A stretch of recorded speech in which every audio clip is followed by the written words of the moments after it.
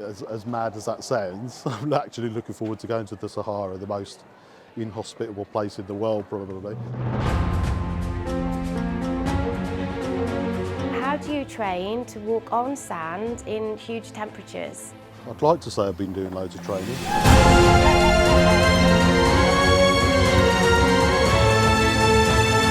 It has been tough. It was tough. The heat is just draining. That's what we're doing it for, isn't it? To be challenged to raise money to support Acorns.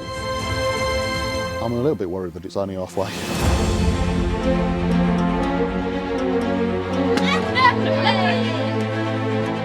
Humbling. Eye-opener. It's been amazing. It's just been the best thing I've ever done.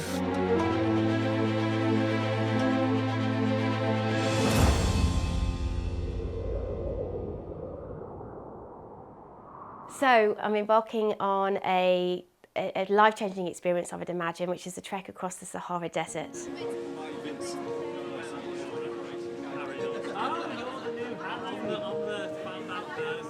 The Sahara Challenge, we will be flying out from Gatwick to go to Marrakesh, be taken by vehicle 9 hours through the Atlas Mountains. Trekking for 3 days. For Acorns, trying to fundraise as much money as possible for a place that's dear to all our hearts. Life is about giving, isn't it? And giving as much as you can. We've had some great corporate sponsorships, thank you very much. So I've been very fortunate that I've had some very, very generous donations from quite a few people. So I've hit my target. About April time we were really panicking, but we've smashed our initial target and Samantha kept up in the target helpfully. So most of mine has really been leading on, bribing, blackmailing all of my contacts. Obviously we're going to raise a heck of a lot of money for Acorns and at the same time take on a challenge of a lifetime. It just kind of filters into the whole challenge that our children that are supported by Acorns go through. We've all said this morning, you know, we're going to pull each other through, and I'm sure we'll have some great times and some tough times. We might not know each other that well at the minute, but yeah, fairly sure we will within the next week.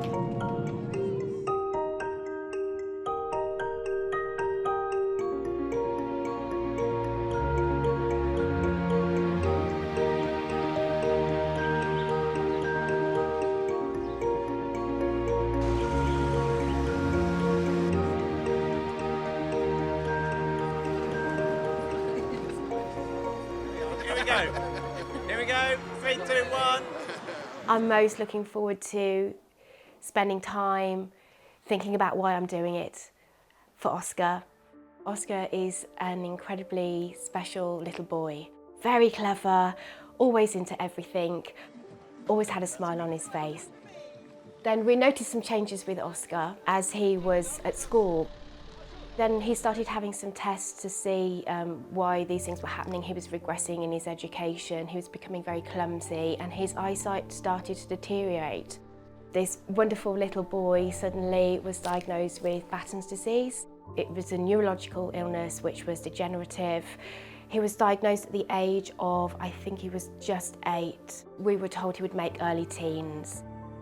Heartbreakingly, Oscar died last June, aged just 10 years old. He never asked questions. One day, he was blind.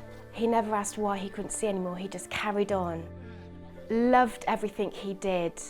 And it was very quick deterioration, but made so much easier by Birmingham Children's Hospital and Acorns. Absolutely, Acorns were there for him and the family from the get-go.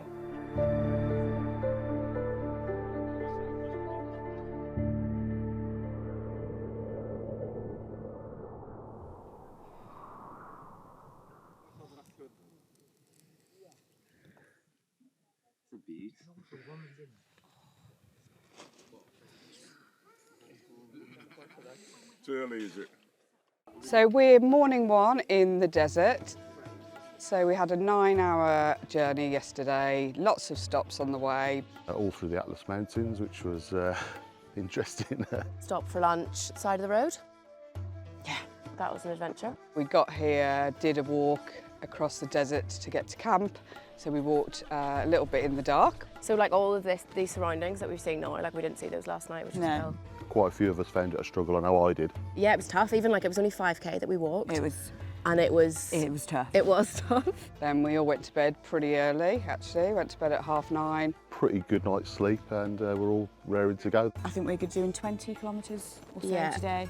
Now I'm here, actually, it's really lovely waking up to the sunrise.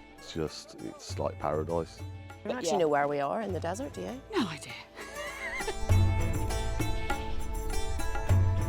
Acorns Day 2 trek.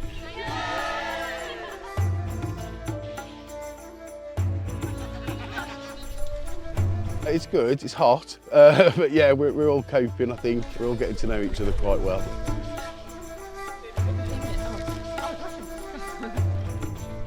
So we are in the Sahara raising an incredible amount of money for our vital care services for the children and families we support. The recruitment process has been really lovely because we found it's been of interest to every single person that we interact with at Acorns. So we have some of our amazing care team who were the first to sign up and they're from the get-go. Some of our business ambassadors, some members of the public who are interested in supporting us. And then there's some of our Acorns families here who are walking in, for a very special reason.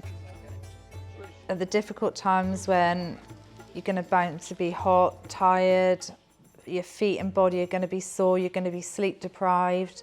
Arthur, he'll be the one spurring me on.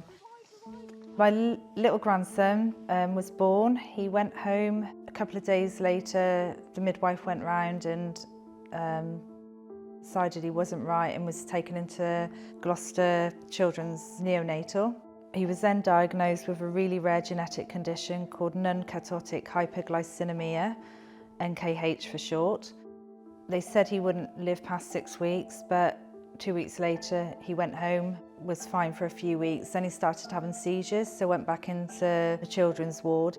I went in to look after him. He'd been fitted with a syringe driver, and we were told that if he was still with us in the morning, he would come to Acorns Worcester for end of life.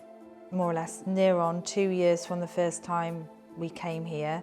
Arthur was here on respite and then started having lots of seizures, was taken into Worcester on the Friday. Then on the Monday, Charlene arranged for him to come back here, and then we all had the call Tuesday, so we came in Tuesday, and on the Thursday he passed away here. Charlene, Ashley and Ellie were being well supported by Acorns, getting the counselling, just the support, knowing that Arthur was well looked after in a special place.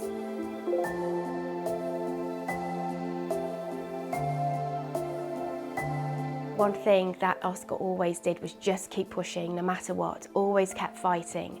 He was the most courageous little boy I have ever had the privilege to know. Arthur, he defied odds with his condition and continued until he was just over 2. So if he can do that, I can do this. So I know he will be there, and if I'm moaning, if I'm complaining my feet are too hot, or anything like that, I will just be more Oscar.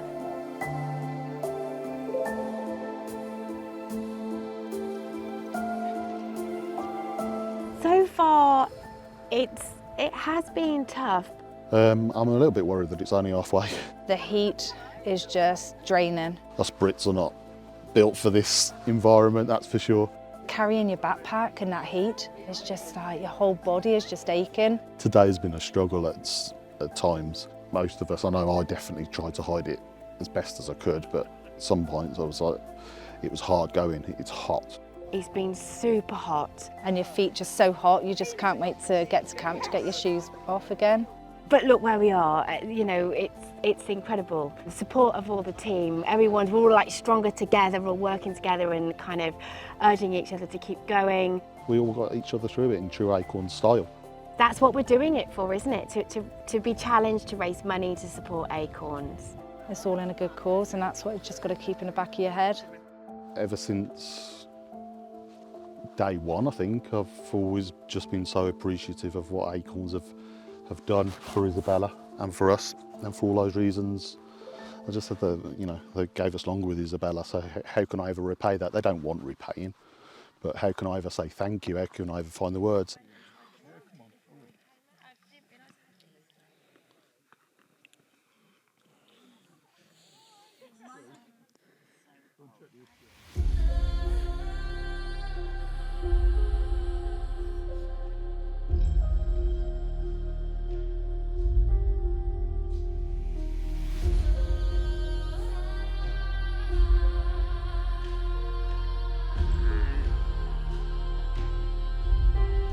Day 2 was our first 20-kilometre trekking day, so I think people were feeling a little bit apprehensive. But the trek itself was really enjoyable, lots of mixed terrain, lots of beautiful views, walking through some local villages as well, which I think people really enjoyed. I think it puts things into perspective a bit more when you see about what these communities have versus what we have at home. This is day 3 of the Acorns Sahara Trek 23! The business ambassadors and just the local community have really pulled together. Obviously we're on a fantastic amount of fundraising so far, and we just want to continue pushing that number up as high as possible. You don't often get opportunities like this when working in the charity sector, so I wanted to push myself and put myself in the shoes of our supporters and see what they go through when they fundraise for us. It's been challenging, it's been very hot. It's been enjoyable, but I think one of the main things, particularly today, which has been really nice, is actually remembering why we're doing it and just taking a moment to remember all the children and families who are affected by life-limiting illnesses who Acorns are supporting. Yeah, that's all I can say actually, is thank you to, there's loads of you here, like, especially you nurses, it put a smile on our kids' faces. Didn't know what a children's hospice was all about. We were referred to Acorns many years ago now, when Isabella was having treatment at Birmingham Children's Hospital. I'm painting this very colourful unicorn. We were quickly kind of educated, if you know what I mean, as to what a children's hospice really is about. It's not about the saddest time in your life if you are unlucky enough to lose a child. It's all about living. You feel the love as soon as you walk through those doors. Acorns was a real haven for all of us, a massive support. They supported Isabella and us, put a big smile on her face. Because of that, I'm 100% convinced that she lived longer.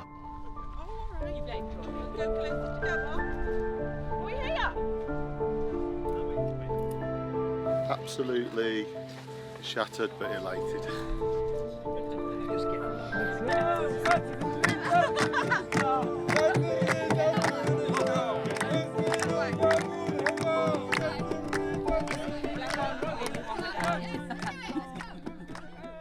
Before and after. It's Acorns Sahara Trek Day 4!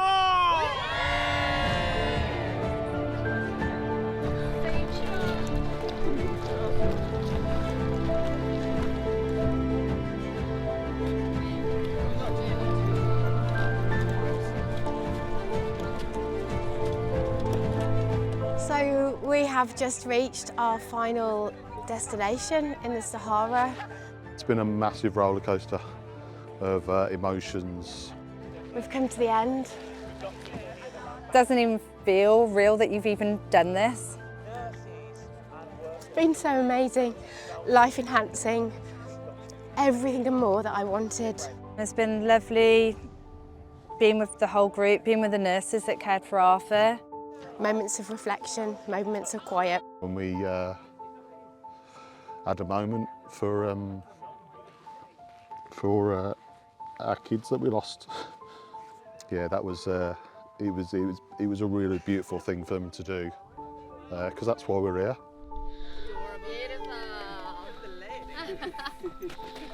I've just spoken to Oscar's mum, so that was gorgeous to speak to her, and just she was going, "We're so proud of you, we're so proud of you." There was a lot of times when I just had to focus purely thinking about Isabella, all the good memories, any memory of Isabella, and yeah, that took my mind off it. Her grit and determination, she never gave up.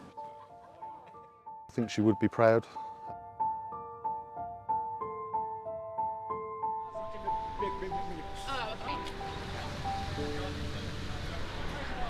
So last 24 hours we've come out of the Sahara. We had quite a long bus ride, what, 9-10 hours. This is Mohammed. Mohammed Asgus is the direct manager of the establishment. Yeah. ترحبوا بهم You are welcome here in our establishment. It's a trip of 2 halves really for me. So we've had the trek. That was, you know, a personally difficult challenge. Now we're in a situation where this is personally difficult for other people. Today we've come to one of the shelters that help homeless people in Morocco. We're in Marrakesh. And it is a project that accommodates street children and adults with learning difficulties. I was really looking forward to this project actually, because we're helping over 1,000 people that are homed in this community project. So spending 2 days really trying to kind of get involved in the community. Yeah. Everyone's doing an amazing job, really working hard. We're doing some painting, some decorating. We're also getting stuck into the gardening side of things down here. Just doing some shearing. We've been asked to decorate all this area, redo it all. Planting some trees, bushes, flowers today. When you're working hard for love to make a difference to somebody else's life, it doesn't actually feel like work. And actually I feel quite emotional talking about it now because it's a really special thing to be able to give to others.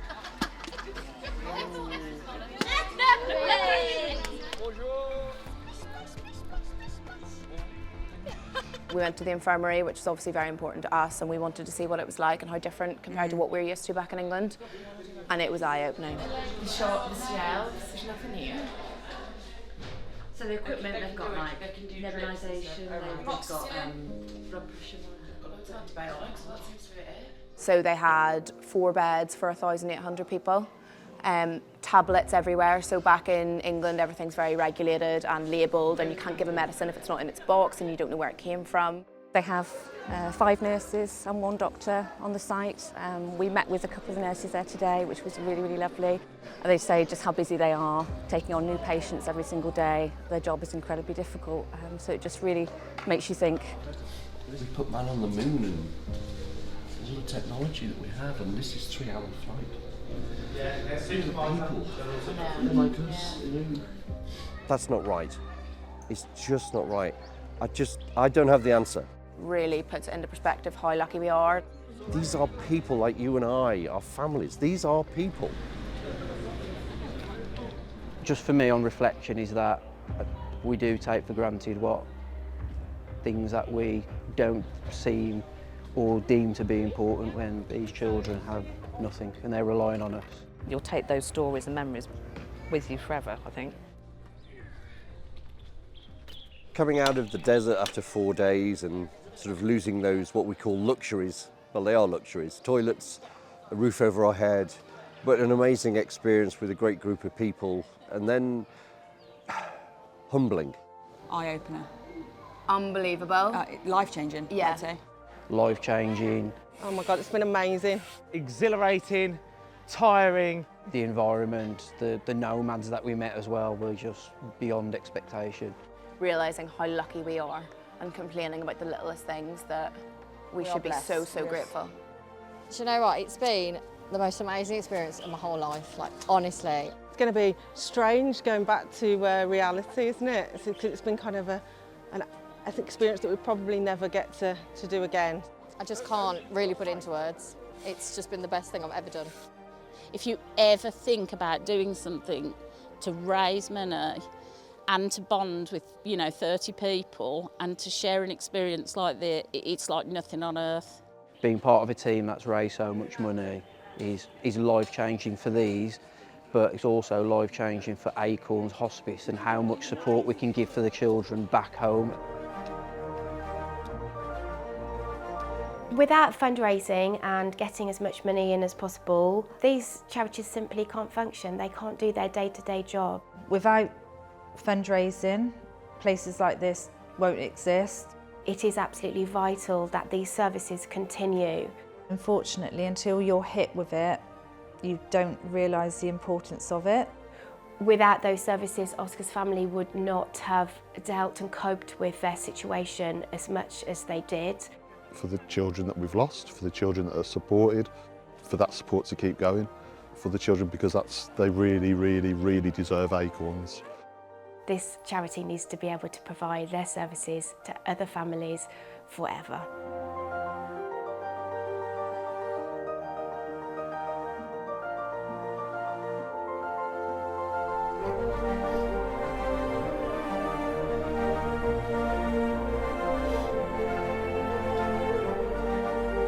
We have raised over £100,000. Over £100,000. Over £100,000. Over £100,000. Over £100,000 for Acorns Children's Hospice. For Acorns Children's Hospice. For Acorns Children's Hospice.